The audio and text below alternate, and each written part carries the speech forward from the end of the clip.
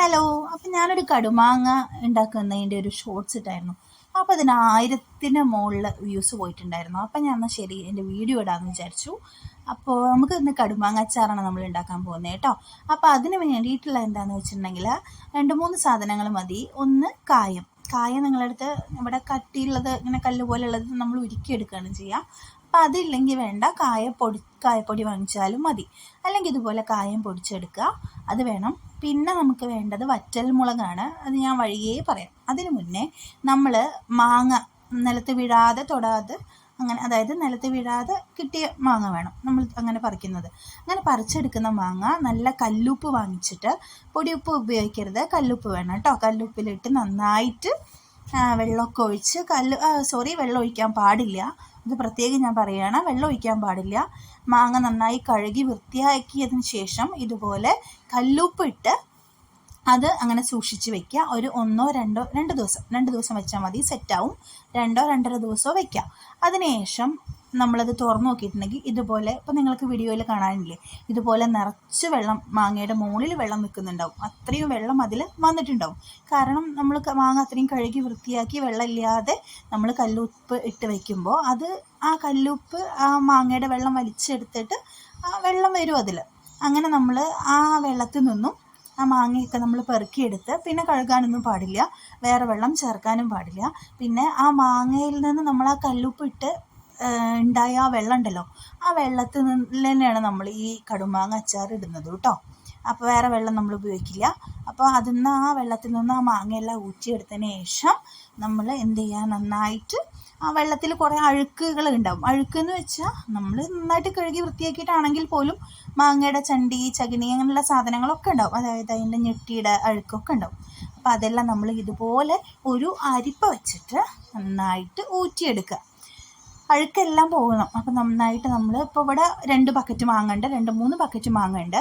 അപ്പോൾ അത്രയും ക്വാണ്ടിറ്റിയിലാണ് ഉണ്ടാക്കാറ്. അപ്പോൾ ഇതുപോലെ ഇപ്പോൾ വീഡിയോയിൽ ഞാൻ കാണിച്ചു തരാണ്, ചെറുതായി നിങ്ങൾക്ക് കാണാൻ വേണ്ടി മാത്രം ഒരു ഭാഗം എടുത്ത് കാണിച്ചു തരാണ്. അപ്പോൾ ഇതുപോലെ ആ ബക്കറ്റിൽ, ഇപ്പോൾ ഒരു ബക്കറ്റിൽ എടുത്തിരിക്കുന്നത്, അപ്പോൾ ആ ബക്കറ്റിൽ ആ വെള്ളം നമ്മളിങ്ങനെ ഊറ്റി എടുക്കുകയാണ്. അതിലെ ചണ്ടിയെല്ലാം നമ്മൾ മാറ്റണം. എങ്കിലാണ് ആ മാങ്ങ പഴകാതെ, അതായത് കേടുവരാതെ ഒരുപാട് കാലം സൂക്ഷിക്കാൻ പറ്റുള്ളൂ. ഞങ്ങളിങ്ങനെ കടുമാങ്ങ ഉണ്ടായിട്ട് 2, 3, 4, 5, 8, 9, 10 കൊല്ലം വരെ ഇരിക്കുന്ന കടുമാങ്ങ ഇവിടെ ഉണ്ട്. ഒരു കേടും കൂടാതെ ഇരിക്കുന്നുണ്ട്. എന്നിട്ട് അതിലേക്ക് പിന്നെ ഉപ്പ് ഇവിടെ കുറച്ച് കുറവായിരുന്നു, അത് കാരണമാണ് ഉപ്പിടുന്നത്. അല്ലെങ്കിൽ പിന്നെ ഉപ്പിടേണ്ട ആവശ്യമില്ല. അപ്പോൾ നിങ്ങൾ രുചിച്ച് നോക്കിയിട്ട് അതിനനുസരിച്ച് ചെയ്യാം. പിന്നെ അതിനുശേഷം ഇനി നമുക്ക് വേണ്ടത് കടുകാണ്. ഇവിടെ ഇപ്പോൾ ഒരു ബക്കറ്റ് എന്ന് പറയുമ്പോൾ 3 ബക്കറ്റ് ഉണ്ട് കേട്ടോ. 3 ബക്കറ്റ് എന്ന് പറയുമ്പോൾ നമ്മളിവിടെ ഉപയോഗിക്കുന്നത് 1 കിലോ മുളക് പൊടിക്ക് 1/2 കിലോ കടുകും അതുപോലെ തന്നെ 1/2 കിലോ കായപ്പൊടിയാണ് വേണ്ടത്. അപ്പം നമ്മൾ ആദ്യം തന്നെ എന്ത് ചെയ്യണം, മാങ്ങ എല്ലാം വൃത്തിയായി എടുത്തതിന് ശേഷം വെള്ളം ഊറ്റി കളഞ്ഞതിന് ശേഷം ആ വെള്ളത്തിൽ, അരിച്ചു മാറ്റിയ വെള്ളത്തിൽ നമ്മൾ 1/2 കിലോ കടുക് പൊടിച്ചത് ഇടുകയാണ്. അതിനുശേഷം ഇനി നമുക്ക് വേണ്ടത് മുളക് പൊടിയാണ്. പിന്നെ ഇതിൻ്റെ ചുറ്റും പരിസരമൊക്കെ കുറച്ച് വൃത്തിയില്ലെന്ന് വെച്ചാൽ നമ്മൾ പഴയ വീടാണ് കേട്ടോ, തറവാടാണ്, അതുകൊണ്ടാണ്. അപ്പോൾ പരിസരമൊന്നും നിങ്ങൾ നോക്കണ്ട, നിങ്ങൾ എങ്ങനെയാണ് സാധനം ഉണ്ടാക്കുന്നത് മാത്രം അറിയണമെന്ന് ആഗ്രഹമുള്ളവർ അത് മാത്രം ശ്രദ്ധിച്ചാൽ മതി. ഓക്കെ, ഞാൻ പറഞ്ഞേ ഉള്ളൂ. ഇനിയിപ്പോൾ അതൊന്ന് എക്സ്ക്യൂസ് ചെയ്യുക. അതിനുശേഷം നമ്മൾ ഇത് വറ്റൽമുളക് ഉണ്ടല്ലോ, അത് പൊടിച്ചതാണ്. 1 കിലോ മുളക് പൊടിയാണ് നമ്മൾ ഉപയോഗിക്കുന്നത്. അത് കടയിൽ നിന്ന് വാങ്ങിക്കുന്ന മുളക് പൊടി നിങ്ങൾ ഉപയോഗിക്കരുത്, പെട്ടെന്ന് കേടാവും, ടേസ്റ്റും കിട്ടില്ല. അതുകൊണ്ട് നിങ്ങൾ എന്ത് ചെയ്യണം, ഇതുപോലെ വറ്റൽമുളക് വാങ്ങിയിട്ട് അത് പൊടിപ്പിക്കുക കേട്ടോ.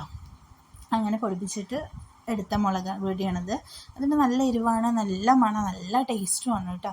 നിങ്ങൾ വേറെ ഒന്നും വേണ്ട ചോറിന്. ഇത് വെച്ചുണ്ടാക്കി കഴിഞ്ഞാൽ നിങ്ങൾ ആ കടുമാങ്ങ മാത്രം കൂട്ടിയിട്ട് എത്ര ചോറ് വേണമെങ്കിലും ഉണ്ണും. അതുപോലെ തന്നെ നിങ്ങൾക്കിപ്പോൾ ദുബായിലോട്ടോ അങ്ങോട്ടും ഇങ്ങോട്ടൊക്കെ വിദേശത്തുള്ളവർക്കൊക്കെ അയച്ചു കൊടുക്കാനാണെങ്കിലും നിങ്ങൾ ഇങ്ങനെ ഉണ്ടാക്കിയാൽ മതി. അപ്പോൾ പലരും പല രീതിയിലൊക്കെ പറഞ്ഞു തരും, പക്ഷേ ഇത് ഏറ്റവും സിമ്പിളായ രീതിയാണ്. അപ്പോൾ ഓക്കെ, അങ്ങനെ മുളക് പൊടി ഇടുക. മുളക് പൊടി ഇട്ടതിന് ശേഷം നന്നായിട്ട് ഇളക്കി കൊടുക്കുക. കാരണം മുളക് പൊടിയുടെ മുളക് പൊടി ഇപ്പം നമ്മൾ അതിന് മുന്നേ കടുക് ഇട്ടു, അപ്പോൾ ഇതിൻ്റെ കട്ടകളൊക്കെ അവിടെയും ഇവിടെയൊക്കെ അങ്ങനെ ഇരിക്കുന്നുണ്ടാവും. അപ്പം അങ്ങനെ കട്ടി പിടിച്ചിരിക്കാൻ പാടില്ല, അതിന് വേണ്ടിയിട്ടാണ്. അപ്പം നന്നായിട്ട് ഇളക്കി കൊടുക്കുക. അങ്ങനെ റൗണ്ടിൽ അങ്ങോട്ടും ക്ലോക്ക് വൈസും റിവേഴ്സ് വൈസും ആയിട്ട് അങ്ങനെ നമ്മൾ നന്നായിട്ട് ഇളക്കി കൊടുക്കണം. അങ്ങനെ ഉണ്ടോ, ഇപ്പം തന്നെ അതിൽ കുറേ കട്ടകൾ കാണാമല്ലേ നിങ്ങൾക്ക്, ആ കട്ടകളൊക്കെ പോകണം. അതിന് വേണ്ടി നന്നായി ഇളക്കുക. അതിനുശേഷം നമ്മൾ ഈ മാങ്ങ നമ്മൾ നേരത്തെ ഊറ്റി വെച്ച മാങ്ങ ഉണ്ട് കേട്ടോ. പിന്നെ വെള്ളം തൊടാനേ പാടില്ല, വേറെ വെള്ളം എടുക്കാനും പാടില്ല. അങ്ങനെ ആ മാങ്ങ നമ്മൾ എന്ത് ചെയ്യുക, നമ്മളെ ഇതിലേക്ക് ഈ മുളകും കടുകും കായപ്പൊടി ഇടണം കേട്ടോ. കായപ്പൊടിയും കൂടി ഇട്ടിട്ട് അതിലേക്ക് ഞാനത് എടുക്കാൻ മറന്നു പോയെന്ന് തോന്നുന്നു. അങ്ങനെ മാങ്ങ എല്ലാം ഇടുക. അപ്പോൾ സെറ്റായി, കടുമാങ്ങ റെഡിയായി. എല്ലാവരും ട്രൈ ചെയ്യും.